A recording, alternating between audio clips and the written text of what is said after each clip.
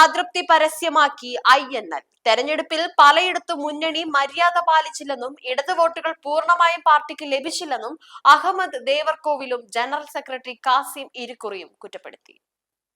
തദ്ദേശ സ്വയംഭരണ തിരഞ്ഞെടുപ്പ് ഫലത്തിന് പിന്നാലെ ഇടതുപക്ഷ ജനാധിപത്യ മുന്നണിയിൽ അസ്വാരസ്യങ്ങൾ പുകയുന്നു. മുന്നണി മര്യാദകൾ പലയിടത്തും ലംഘിക്കപ്പെട്ടുവെന്ന ഗുരുതരമായ ആരോപണങ്ങളുമായി ഇന്ത്യൻ നാഷണൽ ലീഗ് രംഗത്തെത്തി. തിരഞ്ഞെടുപ്പ് ഇടതുപക്ഷ വോട്ടുകൾ പൂർണ്ണമായും തങ്ങളുടെ സ്ഥാനാർത്ഥികൾക്ക് ലഭിച്ചില്ലെന്നും ചില കേന്ദ്രങ്ങളിൽ മുന്നണി സംവിധാനം വേണ്ട രീതിയിൽ പ്രവർത്തിച്ചില്ലെന്നും പാർട്ടി സംസ്ഥാന പ്രസിഡന്റ് അഹമ്മദ് ദേവർകോവിലും ജനറൽ സെക്രട്ടറി കാസിം ഇരിക്കൂറും സംയുക്തമായി കുറ്റപ്പെടുത്തി. പലയിടത്തും പാർട്ടി സ്ഥാനാർത്ഥികളെ തോൽപ്പിക്കുവാൻ ബോധപൂർവം ശ്രമങ്ങൾ നടത്തിയതായും ഇവർ ആരോപിക്കുന്നു. സ്വർണ്ണക്കടത്ത് വിവാദങ്ങൾ സർക്കാരിനും മുന്നണിക്കും വലിയ തിരിച്ചടിയായി എന്നാണ് പാർട്ടിയുടെ വിലയിരുത്തൽ. ഇത്തരം വിവാദങ്ങൾ ന്യൂനപക്ഷ വോട്ടുകൾ മുന്നണിയിൽ നിന്ന് അകറ്റാൻ കാരണമാകുമെന്നും INL നേതാക്കൾ ചൂണ്ടിക്കാട്ടി.